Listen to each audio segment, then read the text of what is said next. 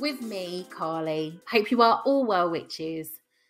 On today's episode, I am joined by the wonderful Julia Halina Hadas to talk all about astrology for witches. Our book review today is actually Julia's book, The Modern Witchcraft Book of Astrology. I was very fortunate to be sent this book by the publishers. I'm lucky to have a few books sent to me every now and again, but not all make it onto the show. And I will always let you know if it's one that I've been sent. But this book, wow, prepare for me to just geek out on this one. Astrology has always been an area I have dabbled in, but been quite intimidated by. However, when I picked up this book, so many things made sense for once. As someone a bit wafty and unsciencey, my tiny mind finally understood things like how the sun, the moon, and the earth work together. Finally, I had one easy to understand book on the different houses within your birth chart. So I've been gradually piecing together my birth chart, figuring out why I'm like this, lol. Honestly, I think schools should make us do our birth charts. It would save us a lot of hassle. This book has so many aspects I hadn't considered enough about, such as working with the elements and astrology, how I can balance out the elemental energy in my chart a bit more. I love the chapter on Cosmic Witchcraft Essentials, where Julia delves into the crystals and herbs linked to each planet and their themes, and how to use each to connect with the cosmos. Also, the Sabbaths, chakras, colors of the cosmos, celestial bodies, and even how to cast a celestial spell. The second section of the book focuses on spells for every astrological season. So this book, in my mind, could become a wonderful workbook you could work through throughout the year, harnessing that astrological season's energy. And it makes so much sense as the spells really relate to the different properties of each astrological sign. I have 3 books that now live permanently on my altar. Lunar Living by Kirsty Gallagher, The Modern Witchcraft Book of Tarot written by Skye Alexander, and this book, as all 3 are amazing, straightforward reference books I can use all year round. I love the writing in this book. Woven into the factual side of the book is some beautiful writing. This book really is a labour of love. And you can tell this, such as the opening to chapter 1. From ancient prophets mapping the planet's movements in the night sky to divine a God's will, to the modern witch watching the lunar eclipse out of her window as she lights a candle, the blending of witchcraft and astrology is a time-honoured tradition. While their roles in society have certainly shifted over the centuries, astrology and witchcraft continue to provide valuable insight to anyone wishing to learn more about themselves and unravel and use the magic and power of the stars. The book is also beautiful. It's a lovely hardback book, very, very witchy looking. Join me after the break, where I'm so excited to speak to the author herself, Julia Halina Hadas.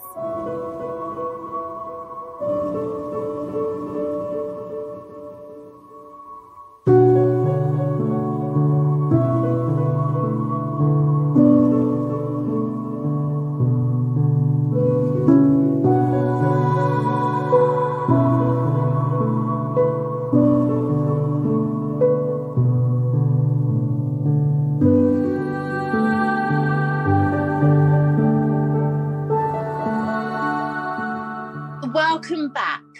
So I am here with Julia Halina Hadas She is a practicing witch, an avid craft cocktail fanatic and bartender.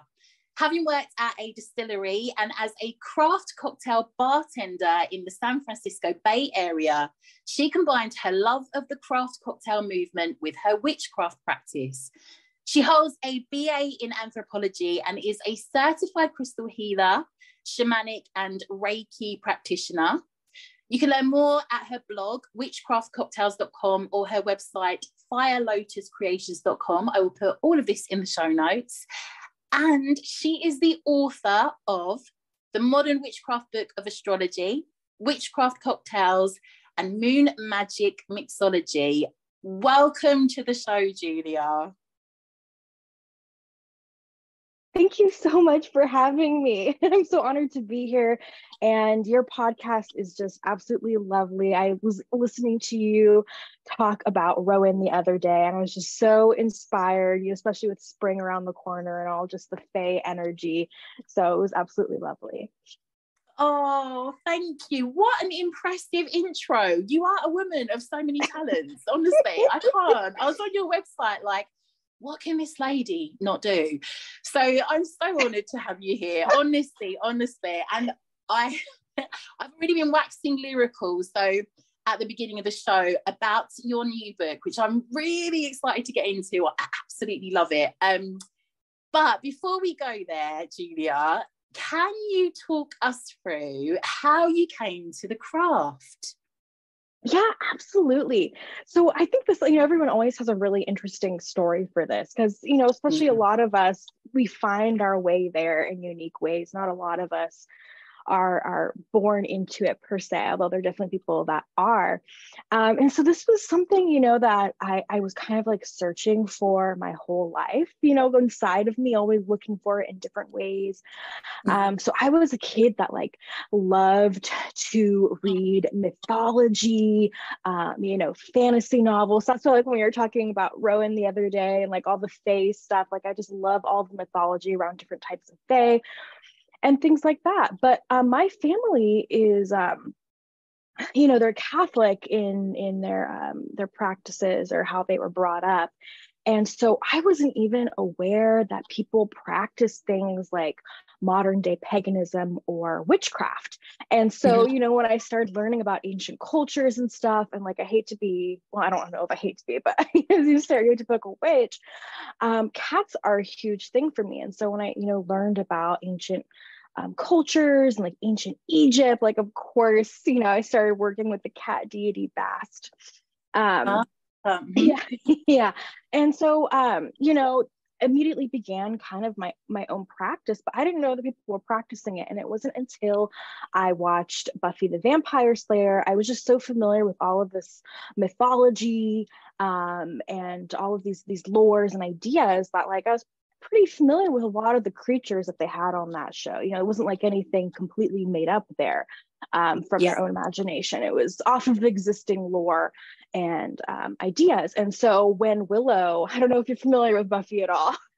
Yes, I am. Okay, I had a brother who was just swooning over Buffy all the time. He had a huge crush on her, so I was subjected to it a lot. Yes. Yeah. And so like when Willow became Wiccan, I was like, I have never heard of this before. I was like just before high school. I was watching this and I was like, I haven't heard of this, but everything else I'm familiar. And so I went down this whole rabbit hole of like learning about Wicca. I rented some books from my public library, and I didn't end up being Wiccan, but it kind of just started my path for me. And then like, how everything kind of comes in alignment. So I was studying myself on the side. And then finally my family took a trip to Sedona, Arizona, which is just like, if you ever go to Arizona, it's this just beautiful place with red rocks. It's super new agey though. And so, my family didn't care for that, but I did. So it was just all these little things. And then eventually I found my own local witch shop and began my studies. I love this. And actually thinking of the Buffy era, we were actually talking about this the other day on a Patreon, like a witchy chat. It was such a different time for getting hold of like witchy books, because I know me and my brother literally had, like, I remember he had this silver Raven Wolf book and we would fight over it. I would always be sneaking it away. And, you know, it's like going to the library, like even libraries, you know, they would have witchcraft books pinched because there just wasn't enough. Like you couldn't just go to your, I mean, I know you were saying about going to a witch shop, but it was just such a different time getting hold of any literature. You know, it was really difficult to go down the rabbit hole then. So I can, I do recall those times. And like even so fortunate. Yes, I know. There's such a plethora, and like even, I mean, I don't know if you ever did this, but like I ended up joining this like online forum. I don't even remember the name of it. It was the most popular one people talk about is like Witch Box. But that was not the one. I was on some like witch forum, you know, talking with a bunch of people. I was, you know, about witchcraft and stuff. So there were just so limited resources, you know. So you just like every little corner you could find a little something, you know, you kind of dove into it. Absolutely. No, I really do sympathize because I went through the exact same experience at that time. And coming back to good witchcraft books, because that was also the thing, it was like the quality of what was out there at that time. But I'm going to talk about your book. I love how, actually, I mean, I love the writing in general because this book is full of fact, but the way that you wrote some of the introduction just really spoke to me. It's incredibly poetic and so on. I love how your introduction as well to your book explains that astrology and witchcraft are a natural pairing, and I absolutely agree. Can you explain to our listeners the format of your book and how they can work with it to weave astrology into their craft? Yeah, absolutely. And I'm so glad to hear that you loved it so much. I was definitely a labor of love, like, you know, to the stars. And so I put a lot of, you know, research into it, but also I love to make things, you know, approachable for people. I always, you know, think our witchcraft is as unique as our taste preferences, you know, our flavor preferences. And this is where my mixology stuff comes in. And so I think it's important, you know, to develop foundational knowledge, but also to give people room to explore what works and sticks for them. And astrology is so complex. People spend lifetimes learning this stuff. You know, if you listen to even like the top astrologers, they're talking about how they study this. They still always consider themselves students. So it's really, you know, a really complex discipline. And so I feel like it's important to frame these things in a way that is digestible and applicable, but also we can modify it according to what resonates for us and what doesn't, because it's all about healing and, you know, what we want for our lives to manifest. And so on that note, like astrology is definitely interwoven with witchcraft. I feel like a lot of this era where we got really separated, of course, from these ancient practices, but the root of astrology is interwoven into, you know, all of cultures across the globe of how they transitioned through the seasons. You know, the stars were a big part of that. How they understood what was happening around them, the myth, the ideas that kind of colored their understanding of life and the deities was in the stars. And so it was a really integral part early on. And so for my book, for how I laid it on, because I want to give people stuff, you know, that they can like take it or leave it, you know. So finding what works for you. And so developing that foundational knowledge, we start off kind of with a little bit of history, a little bit of science. I did study some astronomy in college. So I wanted to give like a little bit of background. So it helps to understand, you know, when you're talking about astrology, especially it brings into perspective that how we see the stars is really unique to our position in the universe. You know, you go anywhere else in the universe and the constellations would be totally different. So how we view the stars is really the myths and idea, the archetypes of our lifetimes. And so, you know, I start off with just a little bit of that teeny bit of, I don't want to, you know, go too deeply into those things, but a little bit of foundational knowledge. We talk about the astrological elements, which are really the foundational part of both astrology and witchcraft. So immediately tying it together there, going into the kind of the myth of the stars, the stories. So when you have a little bit of background of why these archetypes are the way they are. It helps you understand how you can use these things in your magic. The houses. So even if you don't know your birth chart, you have a little bit of understanding of how to utilize astrology in your witchcraft. Celestial bodies that talk about the planets, but also a couple of other celestial bodies, you know, comet Chiron. We have a few asteroids in there, just to add a little bit of variety to show people the way that astrology is always expanding. And then these spells are organized by season. And so the reason why I did that is because witchcraft is, a lot of us, it's tuned to nature. It's a seasonal practice, whether you're using herbs, you know, plant spirits, or you're celebrating the wheel of the year. It's about being in tune with nature and season, not for everyone, but for a lot of people. And so when you can understand things to the perspective of Aries season, Taurus season, it begins to make a lot more sense, and also gives a seasonal approach, but also at the same time, whatever sign the sun is in, the new moon is in, and the full moon is in the opposite sign in the zodiac. I hope that's not too complicated, but that creates it so that whenever you know it's Aries season, you know that the new moon is going to be in Aries, you know the full moon is going to be in Libra. And so it kind of begins to create this understanding of astrology as a cycle, in the same way the wheel of the year is a cycle, and what these different orientations have to do. But also, I made it to be flexible. I included multiple astrological times for all of the spells, as well as relevancies with celestial bodies, because even if you don't want to practice it through going through the seasons, you can choose for whatever time, because every house, every celestial body is associated with a different, elemental energy, with a different season. So let's say that maybe it's not Aries season, but, again, Jupiter's moving into Aries, right?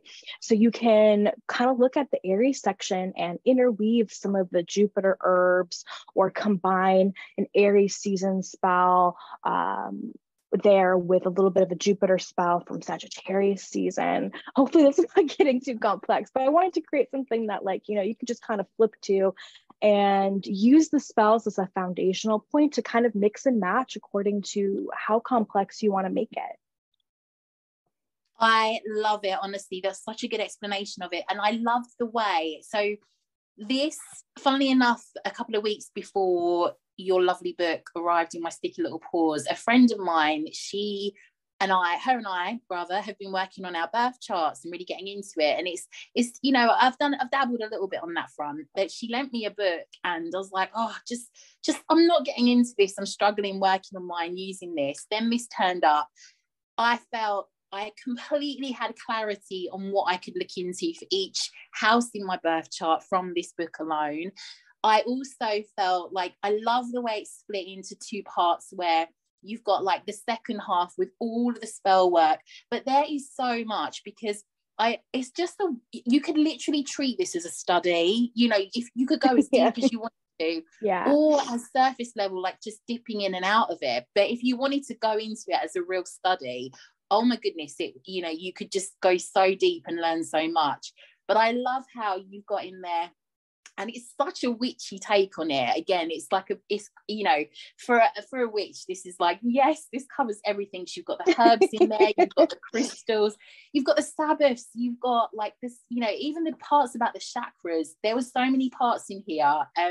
Yes. And I'm going to kind of get into another part, and I'm kind of getting really excited about this, but honestly, there were so many aha moments for me, and I was like, oh my goodness, this is there are lots of bits in this that have changed what I am doing as a result. So thank you, Julia. Wow. I'm so honored I'll to delve a bit hear more that. into that shortly.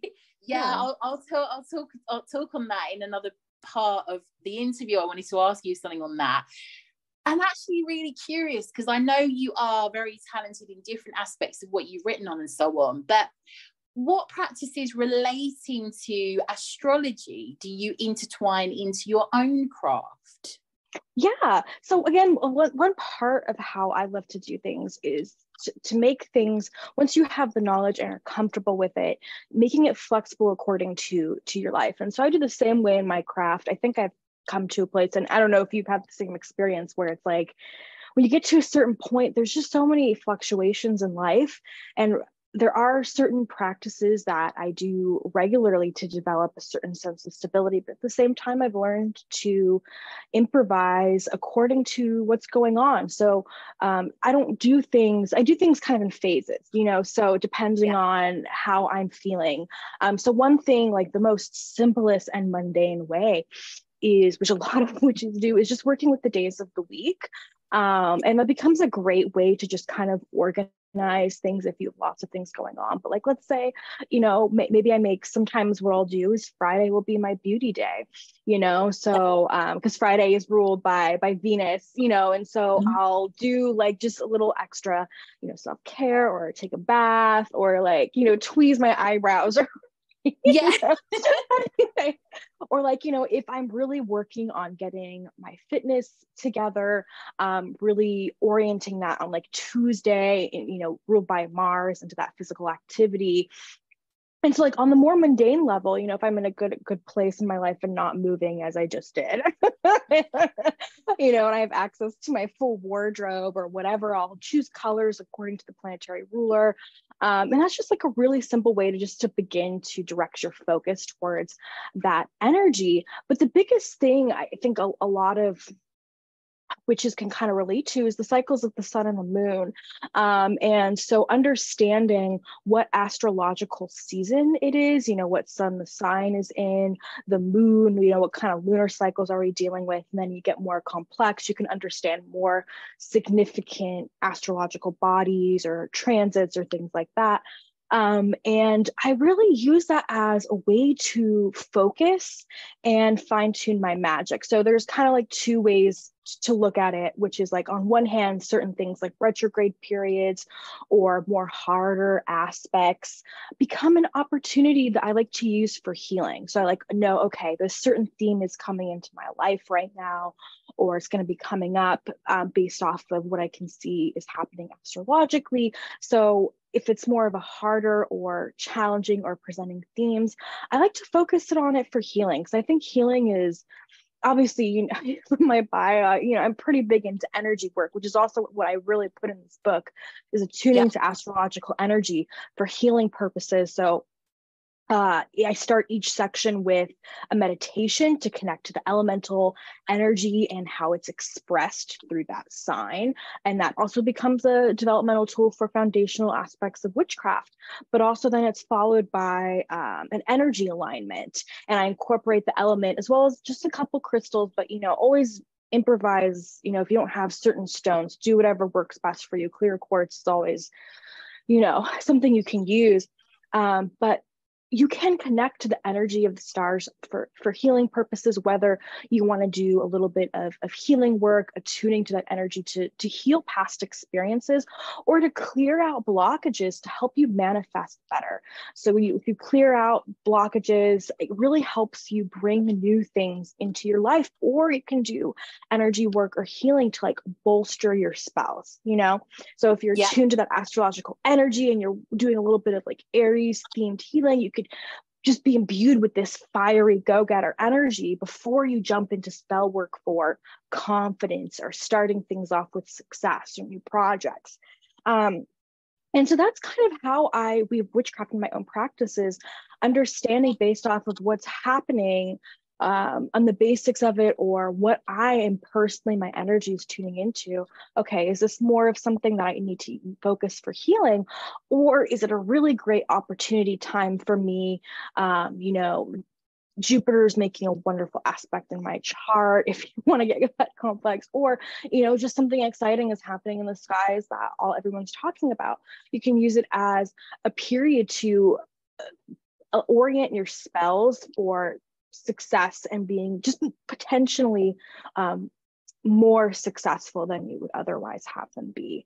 So it's being a little bit of flexible on my end, is understanding the healing aspect. If it's something that maybe it's a retrograde period or something else, it's a little more challenging. How can I use that for healing?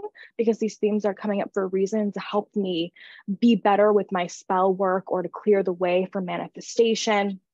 Or if it's a really great time, a really great period, how can I use that for witchcraft to bring in certain things. And there's always these moments, you know, whether you want to work with something as teeny as Venus ruled Friday for abundance, or Venus's hour of the day, or there's a greater transit happening, or the moon is in Venus ruled Libra. You know, there's just so many ways to kind of make it work for you. But being in tune to how you're feeling, what's going on in your life, and looking at that astrological info is this something that I want to utilize for healing, or is this something that I can use to really bolster my magic to be even more successful? Absolutely. No, I agree. And I on all of that, there's so many bits there. I'm just sitting here nodding like, yes, yes, I'm thinking about that. I need to do that. I'm going to do that. I just think even at the most basic level, us witches, we always see things like pins on Pinterest, things in, you know, spell books. And it is always like, do this spell on a Saturday, do this spell on a Friday, because it's related to love. And it's like, you know, we don't always take that and look into like, okay, well, why is that related to love? How is that?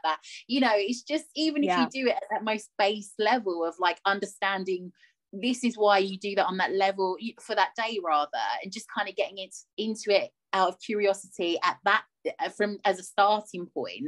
I just think, you know, there are so many ways that you can go with it. And again, that's shown throughout the book. There are so many different aspects within the book that I didn't even think of applying. And, you know, they've really kind of been some food for thought for me to filter into my own practice. On that note, this is not even lip service. There's a lot of books that I do read, a lot that don't make it onto the podcast. Your book has actually become one of the free reference books that I now have like full-time on my altar. So I've got one for the moon, one for tarot, and your book for astrology. And, you know, they are books that I'll kind of reference like constantly, because there's themes in there that I can apply regularly, and I do usually need to look up. And, you know, I'll work with throughout the entire year. So I'm really eager to understand, what have you experienced in relation to, or how perhaps has your life changed as a witch from when you began on your path of maybe writing the book, or just generally working with the energy of the planets? I think the main thing for me personally is healing, and being more understanding of the cycles of life, of time, of the earth moving around the sun in our galaxy and the universe, being more aware of that energy and that cycles, and rather than being a victim of it, how to work with that and also be prepared, right? You know, because there's certain transits that can be challenging, but they're more challenging. It's so weird how this, you know, this stuff comes together, but it's also not weird at the same time. Of when you aren't aware of these certain meanings, they just tend to impact you, you know, much more worse, you know. But when you're in tune with what's happening, it doesn't like rock your boat as much, you know. You're more prepared, it brings your focus, and it also brings better balance into your life overall. Like, they're just general practices for how to be happier and bring more balance and things. Every planet, every house, every sign has these different areas of focus, and when you really work with those cycles, it's just you're in the rhythm, you're in the groove, you bring more healing and wholeness into your life, and also being able to bring up more balance. So personally for me, just, you know, tuning into all of these different cycles, it's allowed me to do so much deep healing work that's helped me manifest better as a witch. You know, I've really understood, oh God, I could get like so nerdy about this stuff. It's like, this is where all my healing and like energy work stuff comes in. But it's like, you know, so my family is from Poland, you know, but one side is from right after World War II, and they had to travel a bit before they came to the US from, you know, Poland, and the other one came while Poland was occupied by, at the time, the Soviet Union. And so there's just like so much familial trauma, which they don't mind, of course, you know. I can imagine. Yeah. And so like, I'm sure a lot of people can relate, but like sometimes your family isn't even aware of how that generational trauma or expresses itself, and I feel like when you get into witchcraft and immediately your mindset when you step into witchcraft is empowering yourself, and so when you accept that there are ways for things to happen, that a lot of possibilities are within your reach, you begin to kind of question these thought patterns that are very limiting, or based in scarcity or whatever kind of mindset. And so it completely rewires your brain when you begin to heal and focus on kind of how your mind works. And so tuning into that connection between healing, astrology, and witchcraft for me has really helped me break a lot of those generational patterns. And really see everything as an opportunity to heal or to move forward in my life. And rather than when life gives you those things that are kind of like a step back, it becomes an opportunity of how I can use that for healing. And that way, when, things are more in beneficial state, then you can make leaps forward. So it's helped me kind of go more with the flow of life. And when you're just in tune with the stars, it's so much easier to manifest, doing spell work of like knowing of what's going on, working with Jupiter to bring in like, prosperity, but also opportunities into your life or expand, your perspective and your sense of ethics and all that stuff. So it's just helped me be more in alignment and healing and be very whole. Absolutely agree with you. I almost kind of look back on old me who wasn't aware of these cycles and, didn't understand why she was having a nervous breakdown every water, full moon and things like that. Yeah. There's a time you're going to understand, dear, why you're having a breakdown at this time of the month, or, like in this certain like astrological month is, it will all make sense one day. Just hang on in there. But like you say, it is the year just, honestly, I geek out on all manner of witchcraft topics, but I do geek out on, I just feel like when you come to the craft, I almost think of muggles, like non-magic, people that aren't into witchy stuff. Yes, I use that word too. One of the witch shop I grew up at. I didn't realize that wasn't a common term until I was just, we all called like people who didn't practice witchcraft muggles from the witch shop that I pretty much grew up in. And yes, I'm familiar with it, but not a lot of people use that term. It's such a polite term, bless them, no, but I do kind of think like, when I think on that, I think, when I was a muggle, like I came to the craft, put it down for a year, having, for a long time, having my daughter and things like that. And you kind of feel like the year is like, there's not a lot to get excited about except for perhaps Christmas and maybe Easter, and like the summer. But then you kind of find the craft. And I don't know about you, but every month I'm like, oh my goodness, Mercury's coming out of retrograde. It's the full moon in Leo. It's this, it's symbol. There's all these things throughout the year that I'm like, just, excited about. And I think that's got to be one of the best parts of, there's always something to celebrate. There is always something to celebrate with the craft. That's my take on it. I love that. I mean, today, I don't know if it's okay to say this or not, but like today is Valentine's Day that we're recording.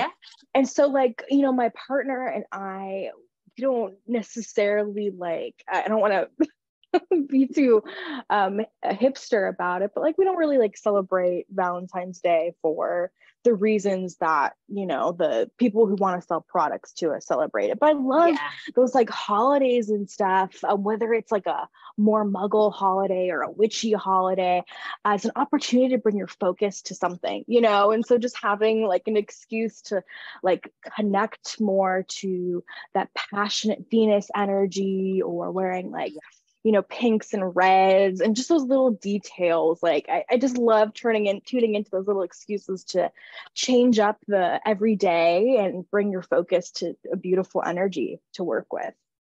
Oh, absolutely the same. So like you, I am kind of celebrating today in my own way, because I'm single, but I'm very, very happy. Like I've actually taken I've taken like a dating break for quite a little while now, and I've never been happier. And I do want to meet, like, obviously would love to meet the right person and all of that, but I'm just in this period of like, a lot of Aphrodite energy, a lot of Venus energy, like, Loving myself, went to the gym, did an arms day. That was my little, self-love session. Yeah. I might go out and get myself dinner tonight. I'm really thinking on that. And Ooh. yeah, so no, what are you gonna get? think, Do you know? well, Julia, it might have to be a Thai, because that is my all-time favorite food. Not too it's quite healthy, but it's just and it's a good one. Sounds so good. Like you, I agree. We can celebrate these days and we don't have to buy into the commercialism of them. It's just acknowledging love in all of its ways. So yes, I do love that. But I also love the concept of, I love a Friday, like not just, because I work for myself, so I don't really do the whole Friday feeling thing. I always get the Friday feeling, even though I'm not working, in an office anymore and things like that. But yeah, like using those days for different things. Saturn is always a really good one for me as well. Using those days as well, just the days and even the hours related to how they relate to the planets and so on, and the dawn and things like that. Magic is another little thing the cycles of the sun. So, yeah, absolutely. So many different things that we can harness and bring into just spell work, or even manifesting, and different times of the day when we might meditate or just use that energy. And it's just, wow, the world is really amazing. The universe and the world is really amazing when you really think about it. So yeah. Anyway.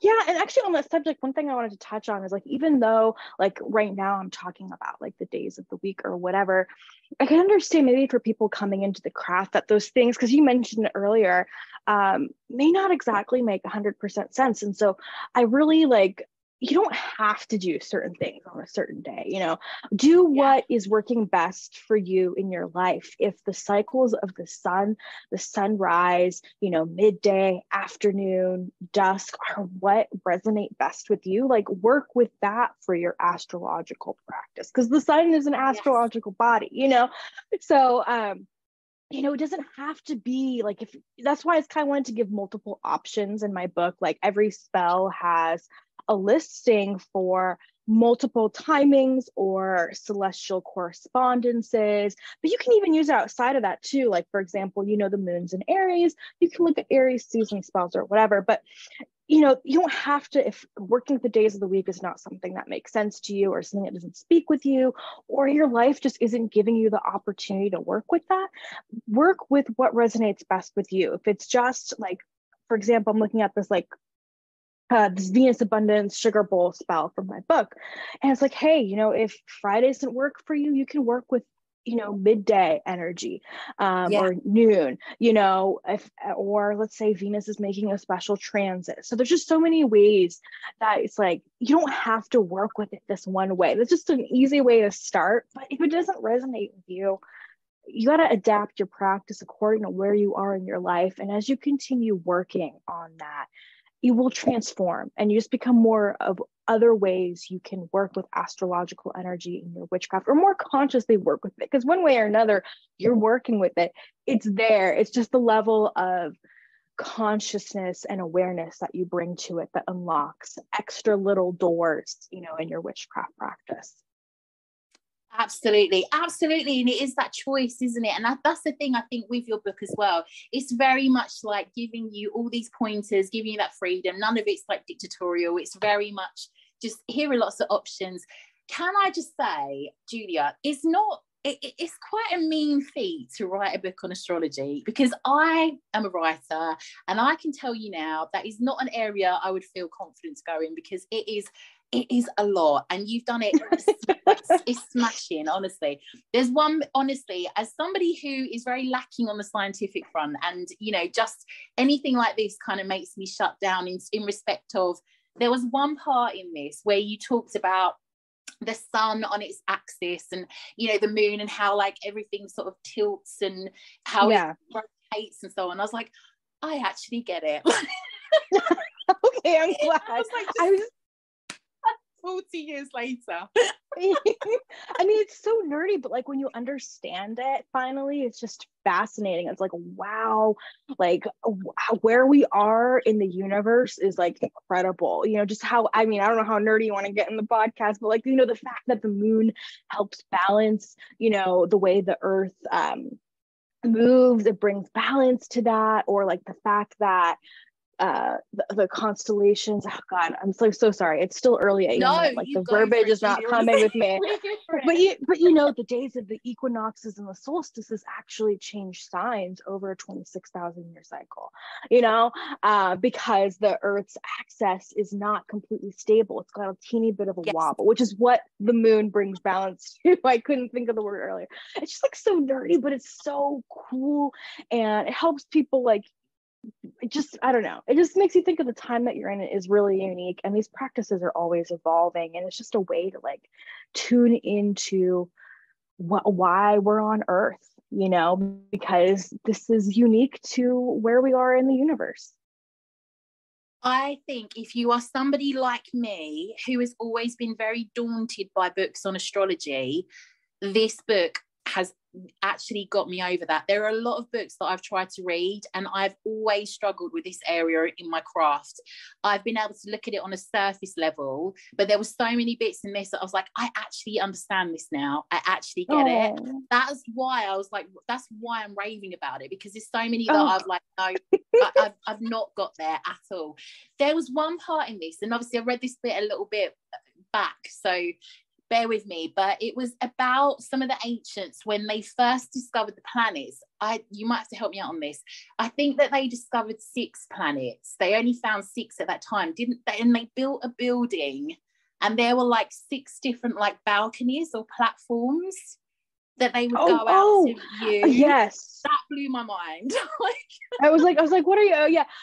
So that's so cool. Okay, this is like where, like, when you're talking about like the feat of like writing a book like this, I feel like every time I sit down to write a book, like it's just a manifestation of all of these weird things in my life. And so in college, I took these classes that I was like, I just wanted to take because I was interested in, but they weren't necessarily, they were kind of random to that extent. And so like I took classes on ancient architecture, you know, so I was super familiar with this. And this has to do, you know, like with the city of Ur and stuff like that. And so every platform, and it's actually 7, but then I guess it depends on how you define planet, because like technically the moon is a moon, it's, but you know, that's how we use it in astrology. And so every platform was dedicated to a different planet, and the planets were seen as gods.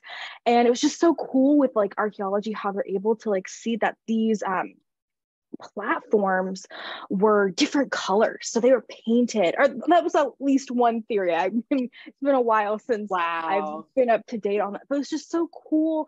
And like the top of these temples, you know, they would watch the stars and see the movement of the planets among the stars as signs, you know, as messages from the deities as to what was going to be the energy or what was happening. So it's just, and astrology at that root is such a dance between observation, you know, divination and spirituality, but also mathematical features where you have to do all these calculations. So it's just a beautiful dance of interpretation and observing and all of this stuff. So it can, and also like different cultures have different astrological practices. So Western astrology is just one perspective on that. But yeah, definitely that was you know, the ziggurats is what they're called. I'm so sorry it's just early morning and all the words are like still coming out of my mouth, but those are called ziggurats. No, I love how that weaves through it. Honestly, little bits like that just stay with me, like they really do. And I really loved. Okay, so another part that I kind of touched on briefly, I loved the section on the elements and how they relate to astrology. And obviously they're so important with each planet and so on. That was a real game changer for me. Can you talk us briefly through why we might wish to apply the elements and you know, the element side of this within our craft and life, how we can work with astrology in the elements? Yeah, absolutely. And so astrology, again, like it can be something that's such a dense subject, you know, and I don't know, I feel like there's a lot of things that sometimes people skip over as we understand, like, okay, Aries, Leo, Sagittarius, those are fire signs, but the meaning of that doesn't really extend beyond that. And when you understand the elemental, like elements are a foundational element of both witchcraft and also astrology. And so I really wanted to start off with a nice chunky, let's see, I always forget in the editing process how much stays and how much gets removed. Well, it's not as chunky as I wrote a lot of information, and then you have to edit it down because you want it to be approachable. Yeah. And so I wanted to just write these sections really talking about the elements, and it makes sense when you think about it, certain things like fire and astrology relates to the identity and sense of self, or sense of vitality, or, passion, those kinds of things that make sense. And then, water is our sense of feeling, the soul, emotions. And so when you understand the elemental backdrop, and then you break down, cardinal versus fixed versus mutable energy. So you have the elements in both astrology and witchcraft, but then in astrology, each sign relates to a different expression of that element. Like, when you think of fire, you have the candlelight. You also have the hearth fire, and then you also have like the forest fire. So there's so many different expressions of each element. In water, you have the tides, with the moon being influenced. Then you also have those depths, those like deep ocean, Piscean, deep into the water depths of the ocean. Then you also have things like lakes and streams, and so the way the element expresses itself has a different energy too. And that's how you get the different signs. So basically astrology took those elements that we're familiar with already in witchcraft, and when you understand how they express, or how those elements are expressed through each sign, it makes more sense. It becomes a foundational knowledge of like, okay, Aries is the cardinal or the initiating, like a spark energy of fire. Okay, well, I can also, even if I don't want to dive deeply into astrology, I can now understand that I can work with Aries to develop a deeper connection to that expression of fire, that initiating flame, that initiating spark, whether that's initiating sparking physical activity or passion or starting new projects or just busting through, new pathways. So it becomes a great way to also develop an elemental practice. So yeah, I really wanted to start off with that elemental thing because we understand fire signs, water signs, earth signs, air signs, but you know what? I don't know. Maybe it's just me nerding out. I don't feel like a lot of people really dive into that elemental expression. And once you understand that, astrology becomes a lot more easier to understand. Absolutely. And you know what? I had my aha moment from this section on.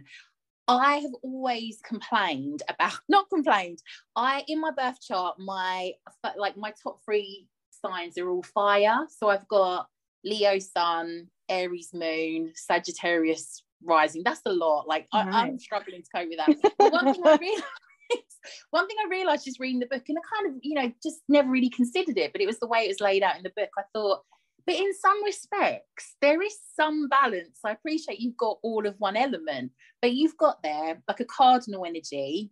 You've got a fixed energy. You've got a mutable energy. It's kind of like there is some balance there. But it was another aha moment on the element side. I really realized one of my words for this year. So I've kind of got 3 words that I use for like my intentions and manifesting throughout the year.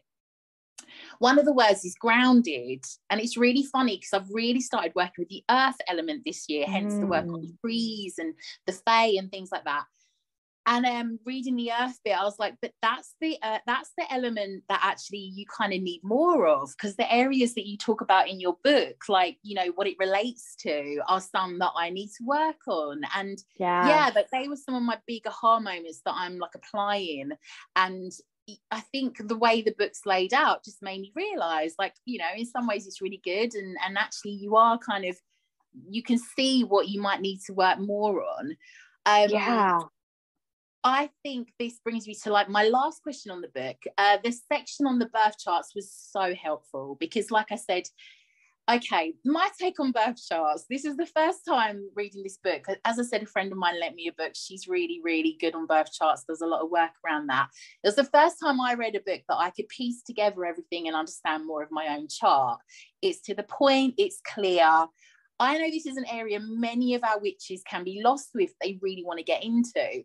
I genuinely feel like schools like should create our birth chart for us, Yeah. so we know what to watch out for. Honestly, my daughter's like 15, and I've already done most of her birth chart and been piecing it together, so I know like the pitfalls for her, what to look out for.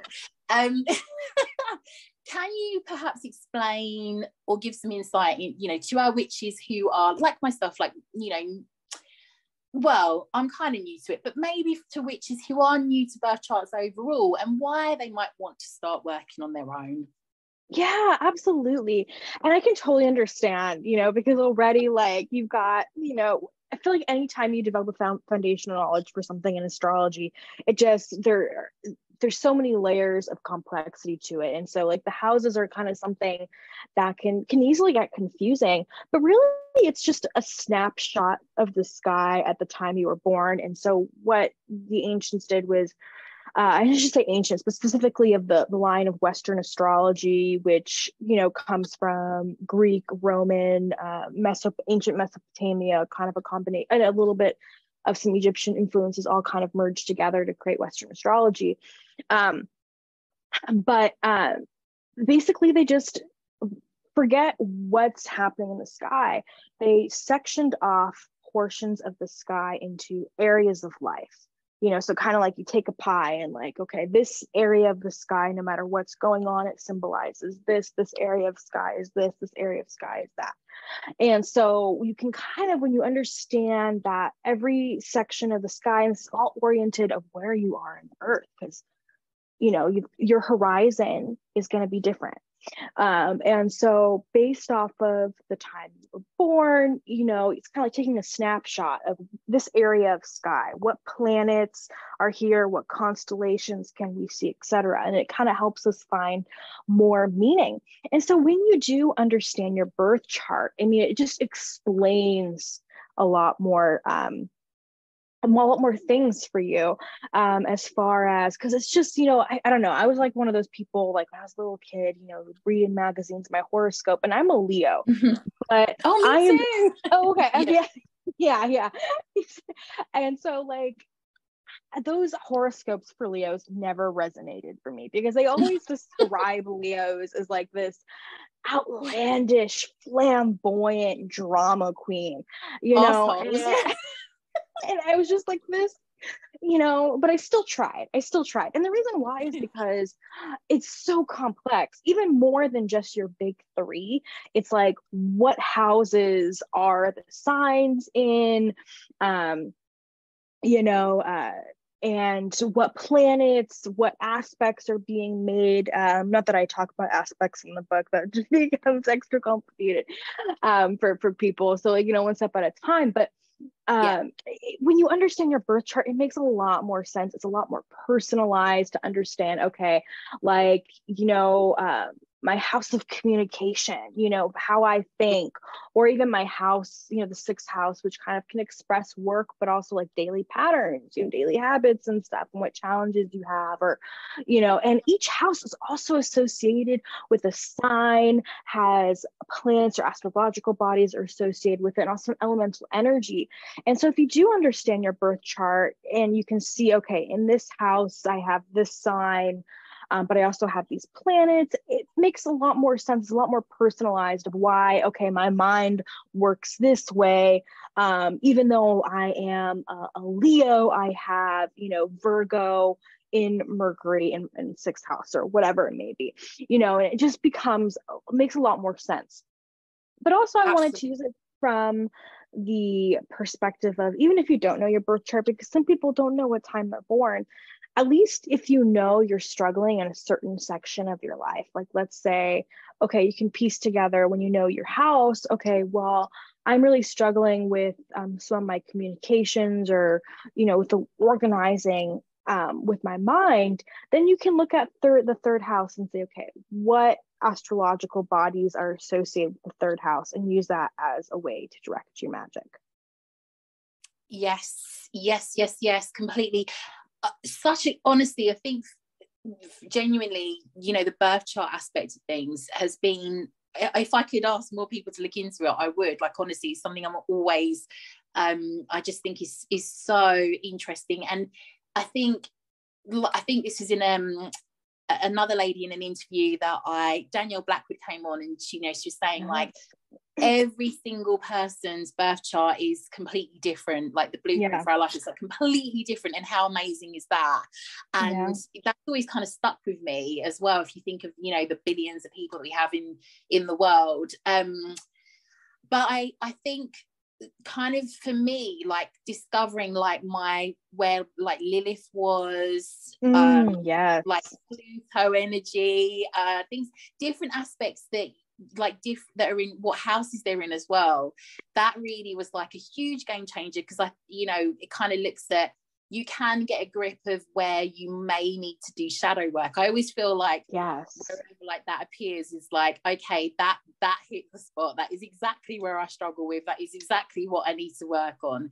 I think there's very few people that have done their birth chart and sort of said, no, that doesn't relate to me at all. Like I've never really come across anyone that has done that.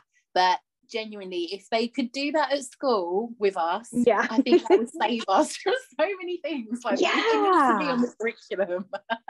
And it also like teaches you to, I feel like, honor and understand, but also honor more aspects of yourself, because there's strengths and weaknesses to everything. It's not like any of these signs or orientations is perfect, and so when you understand a little bit more on a personal level, it also becomes a way to empower your witchcraft, right? So you can know what's your strongest way to maybe work with magic. So if what sign your house of communication, I keep talking about communication, but anyway, your where your house of communication is, what planets are in it, what sign, then you can go and personalize your communication witchcraft on that. You can, and that's part of the thing I did in the book too, is like, it's so hard because there's so many different types of spells and things you can do. And I was like, okay, what are ingredients that most people can have access to? So you'll probably notice that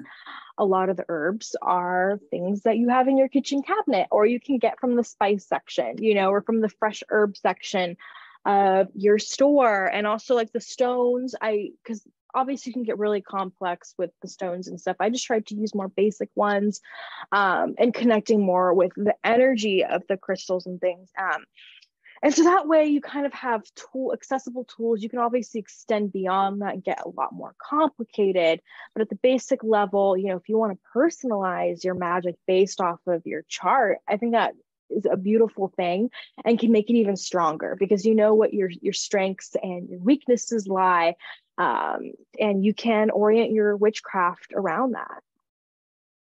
Absolutely. I think there's so much food for thought that this interview alone, let alone your book, is going to give people. It's blown, honestly, my mind is blown. There are so many things I'm excited about from reading this that I am working on.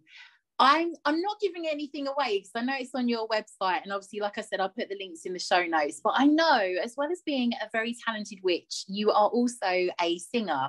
And I ask a lot of our guests, we haven't asked it recently, and I feel a bit cheeky about this.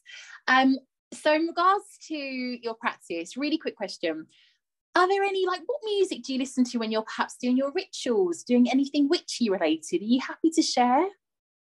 Yeah, and God, might be a little controversial just because I feel like my taste in music is not most people's. I will say that, like, I am very flexible with my music taste, and it really does change depend on what the energy is in my life, and how music impacts, how vibration impacts. Everything's intertwined.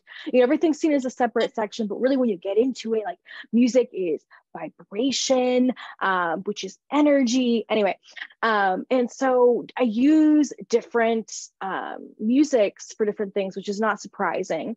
I will say, like, on a personal level, a lot of spells that I have done that particularly use chants or song, creating a little song.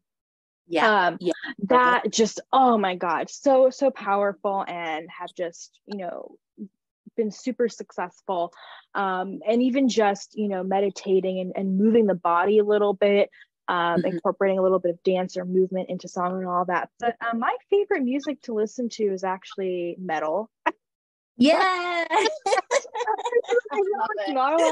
I love metal music, and I feel like metal, like it depends on, I think, also like what areas of your life need the most attention, right? And so like if I'm focusing, like I will go on YouTube and I will turn on specific music to help me focus and calm the mind, or I use meditation music, all of that, and there's like that witchy music, like Florence and the Machine, of course I listen to stuff like that too, depending on what I'm trying to inspire. But like metal music for me is like connecting to the root or the base energy center. It's just grounding, it's primal and survival, and it helps me feel a lot more confident. So I just love, like, my favorite music to listen to, like when I was a professional bartender at night, energy healer by day. It was a weird, I love that. It was not, it was a lot of fun. And of course, I incorporate everything together. Like I was never just a bartender. I was always a magical bartender offering like special cocktails for astrological transits. Like there was this trine, with Neptune and Pisces. And anyway, so creating these cocktails based off astrological energy. And so, but when I was getting ready for a shift, I would always be listening to rock or metal music because it just grounds you in the physical, helps you feel more like sensual, because it's got that nice, heavy drum beat in it, And so that really is my favorite music. But of course, sometimes I don't want to listen to metal. Sometimes I need to listen to more of that like hippie Florence and the Machine, like feeling cosmic music. Oh yeah, that's the song I would absolutely have to think of you with, like Cosmic Love, her song. Obviously, yes, that is a big one. Yes. That is exactly the exact one. And so you listen to a song like Cosmic Love and it's just like inspires you, and they of course they oriented the song to make it sound like stars are in the song, with I can just hear it in my head right now, the movements, with the little background that like sounds like twinkling stars and stuff, which is a terrible description of that, but no, it's a good one. It's such a powerful song, like different, absolutely. I think you touched on like the vibrations and so on, and for me, like music is so powerful for me to kind of like just shift my energy. And like you say, there are some like beats and so on, and obviously we know that anyway, that they use that. There's such a power, like they connect to the universe so much. And honestly, like it's always a question I ask, because I do think that sound is such an important, thing to use. Like, if you think about, we use bells and we use like wind, chime, things like that. And even in like, we know in like, I don't know, like druid ceremonies and religious rites and so on, it's so like important, and it's always been so revered. So why would we not kind of bring that to our own craft?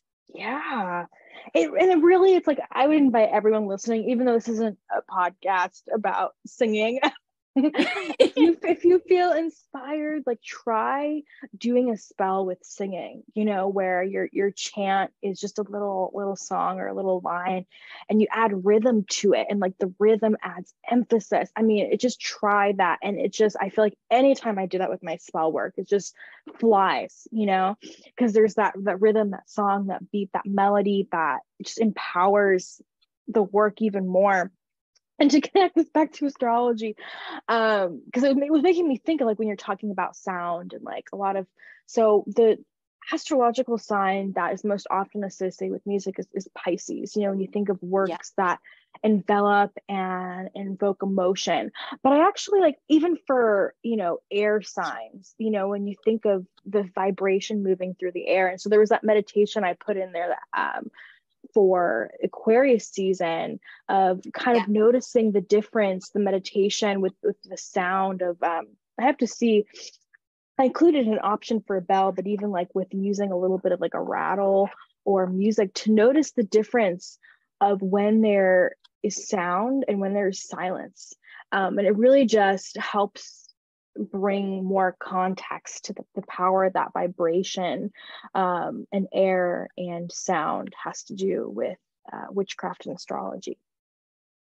Oh, I love that. Honestly, thank you, because that's such a good, some of the bits you've given there are just so We've never really got into that on that question on the podcast, but I don't think I've really started to recognize recently how powerful it is. And even things like linking to spirit and angels and the fae, like they say that there are a lot of fae sightings when people have been playing instruments or singing, like they're drawn to that. There is like this universal energy or spirit, you know, there is this otherworldly energy that is very attracted to that. And yeah, I definitely think it's part of something that I'm kind of, you know, integrating more and more into my own practice. But thank you, Julia. It has been, I knew that's why I love you, because you are a Leo. But no, I have absolutely loved having you on. I'm so grateful. Is there anything, I will add all your details to the show notes. If there's anything that you wish to add now, speak now, forever hold your peace. Anything you want to let the listeners know about, I'll hand over to you. But yeah, is there anything that we need to know, anything that you want to tell us about that we need to look out for from you right this moment? As far as personal projects, not necessarily. I my main page is Witchcraft Cocktails. That's where I do my recipes, but I also have non-drink related stuff for anyone that doesn't care for that, over on juliahalinahadas.com. But the main thing I would just, to put a little bow on everything is, this stuff can be really overwhelming. And I think the best advice for anyone learning anything is to research and learn, reference as much stuff as possible. But at the end of the day, always integrate what works best for you. We all have so many different cultural backgrounds, so many different personal experiences in life. And it can be so easy to get overwhelmed or overcomplicate, or I have to do something on a certain day.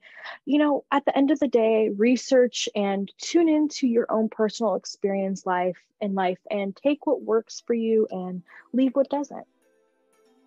Oh, I love this. Honestly, thank you so much for coming on, Julia. Thank you. It's been a blast. I've loved talking to you.